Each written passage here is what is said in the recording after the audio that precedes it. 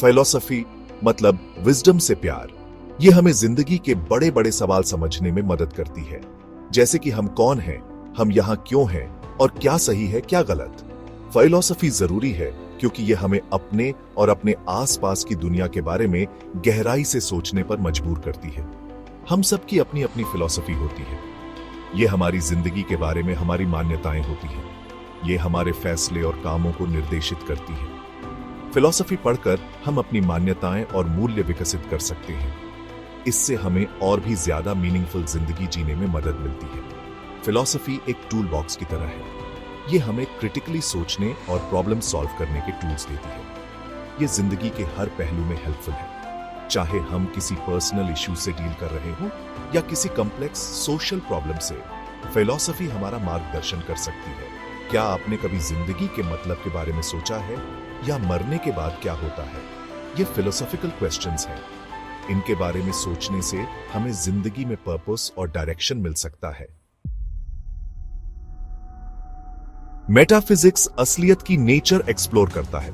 ये सवाल पूछता है जैसे कि असली क्या है और एग्जिस्टेंस की नेचर क्या है। ये ऐसा है जैसे यूनिवर्स के बेसिक इंग्रेडिएंट्स समझने की कोशिश करना। सोचो, एक बच्चा पूछ रहा है यूनिवर्स कहां से आया। ये एक मेटाफिजिकल क्वेश्चन है।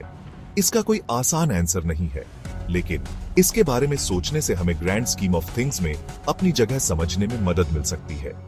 सबसे फेमस मेटाफिजिकल क्वेश्चंस में से एक फ्री विल के बारे में है। क्या हमारे चॉइसेस पर सच में हमारा कंट्रोल होता है, या हमारी जिंदगी पहले से तय होती है? ये सवाल सदियों से फिलोसोफर्स को परेशान करता आया है। मेटाफिजिक्स भले ही अब्स्ट्रैक्ट लगे, लेकिन ये हमारी रोजमर्रा की जिंदगी को इंपैक्ट करता है।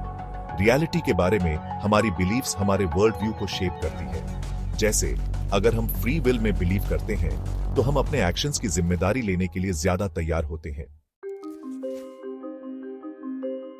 एपिस्टेमोलॉजी पूरी तरह नॉलेज के बारे में है। ये पूछता है कि नॉलेज क्या है और हम कैसे जानते हैं कि हम क्या जानते हैं। ये ऐसा है जैसे माइंड का डिटेक्टिव बनना, इन्वेस्टिगेट करना कि हम बिलीफ्स कैसे एक्वायर करते हैं। मान लो आप एक मैजिक ट्रिक देखते हैं। आप जानते हैं कि आपके सेंसेस आपको बता रहे हैं कि कुछ अमेजिंग हुआ है, लेकिन आप ये भी जानते हैं कि इसका एक लॉजिकल एक्सप्लेनेशन है। एपिस्टेमोलॉजी हमें बिलीफ और नॉलेज के बीच के इस डिफरेंस को समझने में मदद करता है। हम नॉलेज कई तरीकों से गेन करते हैं, हमारे सेंसेस, रीजन और दूसरों से टेस्टिमनी के जरिए। लेकिन ये सोर्सेज कितने रिलायबल हैं? एपिस्टेमोलॉजी हमें क्रिटिकली इवैल्यूएट करने के लिए इंकरेज करता है कि हम क्या बिलीव करते हैं। आज की दुनिया में एपिस्टेमोलॉजी को समझना बहुत क्रूशियल है। हम रोजाना बहुत सारी इंफॉर्मेशन से इनकाउंटर करते हैं।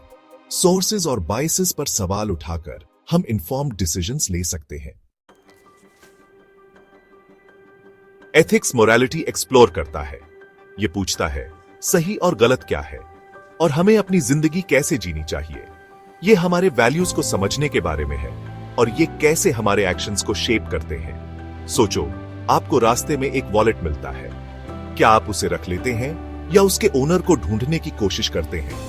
यह सिंपल सी डिलेमा एथिक्स के कोर को हाईलाइट करती है। हमारे वैल्यूज के बेस्ड पर चॉइसेस करना। एथिक्स सिर्फ पर्सनल डिसीजंस के बारे में नहीं है, यह हमारे सोशल और पॉलिटिकल सिस्टम्स पर भी अप्लाई होता है। जस्टिस, इक्वालिटी और राइट्स के बारे में क्वेश्चंस सब एथिक्स के अंडर आते हैं। एथिकल लाइफ जीना एक ऑनगोइंग जर्नी है। इसके लिए सेल्फ रिफ्लेक्शन, एम्पैथी और अलग अलग पर्सपेक्टिव्स पर विचार करने की विलिंगनेस चाहिए। एथिकल चॉइसेस करने की कोशिश करके हम एक बेटर वर्ल्ड में कंट्रीब्यूट करते हैं। Section 5, logic, the art of reasoning. Logic reasoning की स्टडी है।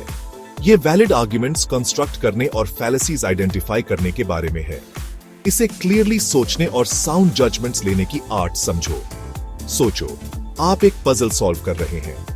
आप क्लूज और डिडक्शन का यूज करके पीसेस को एक साथ फिट करने के लिए लॉजिक का यूज करते हैं। यही लॉजिक की पावर है। यह हमें इंफॉर्मेशन का सेंस बनाने में मदद करती है। लॉजिक क्रिटिकल थिंकिंग के लिए एसेंशियल है। यह हमें बायसेस, असम्पशंस और फ्लॉड रीजनिंग आइडेंटिफाई करने में मदद करती है। इंफॉर्मेशन से भरी दुनिया में यह स्किल बहुत वैल्यूएबल है। रोजमर्रा की कॉन्वर्सेशन से लेकर कॉम्प्लेक्स साइंटिफिक रिसर्च तक लॉजिक एक वाइटल रोल प्ले करती है। लॉजिक के प्रिंसिपल्स मास्टर करके हम बेटर थिंकर्स और डिसीजन मेकर्स बनते हैं। Section 6, फ्योडर Dostoevsky, a journey through morality. फ्योडर Dostoevsky एक रशियन नॉवेलिस्ट थे जो ह्यूमन साइकोलॉजी और मोरालिटी की डीप एक्सप्लोरेशन के लिए जाने जाते हैं। उनकी बुक्स गुड और इविल, गिल्ट और रिडेम्पशन की कॉम्प्लेक्सिटीज में डेल्व करती हैं। अपनी मास्टरपीस क्राइम एंड पनिशमेंट में दोस्तोयेव्स्की रास्कोल्निकोव की स्टोरी बताते हैं, जो एक यंग मैन है जो मर्डर करता है। नॉवल उसके बाद के साइकोलॉजिकल टॉर्मेंट को एक्सप्लोर करता है, गिल्ट की नेचर और रिडेम्पशन की पॉसिबिलिटी पर सवाल उठाता है। दोस्तोयेव्स्की के कैरेक्टर्स अक्सर एग्जिस्टेंशियल क्वेश्चन से ग्रैपल करते हैं। वे फेथ, डाउट और सीमिंगली अब्सर्ड वर्ल्ड में मीनिंग की सर्च से स्ट्रगल करते हैं। उनके वर्क्स हमें ह्यूमन एक्सपीरियंस की डेप्थ से कन्फ्रंट करने के लिए फोर्स करते हैं। अपने कैरेक्टर्स के स्ट्रगल्स के थ्रू दोस्तोयेव्स्की हमें अपने मॉरल कंपस एग्जामिन करने के लिए इनवाइट करते हैं। वे हमें याद दिलाते हैं कि डार्केस्ट ऑफ टाइम्स में भी रिडेम्पशन की हमेशा होप होती है और डिस्पेयर की जगह लव चूज करने की पॉसिबिलिटी होती है। Section 7, Friedrich Nietzsche, rethinking conventional wisdom. Friedrich Nietzsche एक जर्मन फिलोसोफर थे जो अपने रेडिकल आइडियाज के लिए जाने जाते थे, जिन्होंने ट्रेडिशनल मोरालिटी और रिलीजन को चैलेंज किया। उन्होंने इंडिविजुअल्स को हर चीज पर सवाल उठाने और अपनी वैल्यूज क्रिएट करने के लिए इनकरेज किया। नीत्शे के सबसे फेमस कॉन्सेप्ट्स में से एक यूबरमेंश या सुपरमैन है। ये आइडियल इंडिविजुअल अपनी फ्रीडम एम्ब्रेस करता है, कंफॉर्मिटी रिजेक्ट करता है और सोसाइटल कंस्ट्रेंट्स ओवरकम करने की कोशिश करता है। नीत्शे का मानना था कि गॉड इज डेड। उन्होंने आर्ग्यू किया कि traditional religious beliefs modern world में अब रेलेवेंट नहीं थे और इंडिविजुअल्स को अपना मीनिंग क्रिएट करना चाहिए। नीत्शे की फिलॉसफी प्रोवोकेटिव और चैलेंजिंग हो सकती है। वे हमें खुद के और सोसाइटी के बारे में अनकंफर्टेबल ट्रूथ से कन्फ्रंट करने के लिए फोर्स करते हैं, लेकिन उनके आइडियाज हमें ऑथेंटिकली जीने और ग्रेटनेस के लिए स्ट्राइव करने के लिए भी इंस्पायर करते हैं।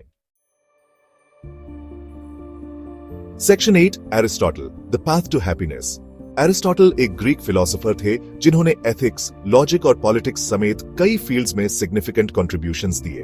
उनका मानना था कि हैप्पीनेस ह्यूमन लाइफ का अल्टीमेट गोल है। एरिस्टोटल ने आर्ग्यू किया कि हैप्पीनेस प्लेजर या वेल्थ के बारे में नहीं है, बल्कि वर्चुअस लाइफ जीने के बारे में है। उन्होंने करेज, जस्टिस और विजडम जैसे वर्च्यूज को फुलफिलिंग लाइफ के लिए एसेंशियल बताया। एरिस्टोटल के अनुसार हर चीज का एक पर्पस होता है। उनका मानना था कि ह्यूमंस रैशनल बीइंग्स हैं और हमारा पर्पस रीजन के हिसाब से जीना है। एरिस्टोटल के आइडियाज आज भी रेलेवेंट हैं। वर्च्यू एथिक्स पर उनका एम्फेसिस एथिकल डिसीजंस लेने और मीनिंगफुल लाइफ जीने के लिए एक फ्रेमवर्क प्रोवाइड करता है। Section 9, exploring the world of philosophy. Philosophy की दुनिया वास्ट और एक्साइटिंग है। इस फैसिनेटिंग सब्जेक्ट में डीप डाइव करने में आपकी हेल्प करने के लिए काउंटलेस रिसोर्सेज अवेलेबल हैं। इस एसे में मेंशन किए गए फिलोसोफर्स के वर्क्स एक्सप्लोर करके स्टार्ट करें।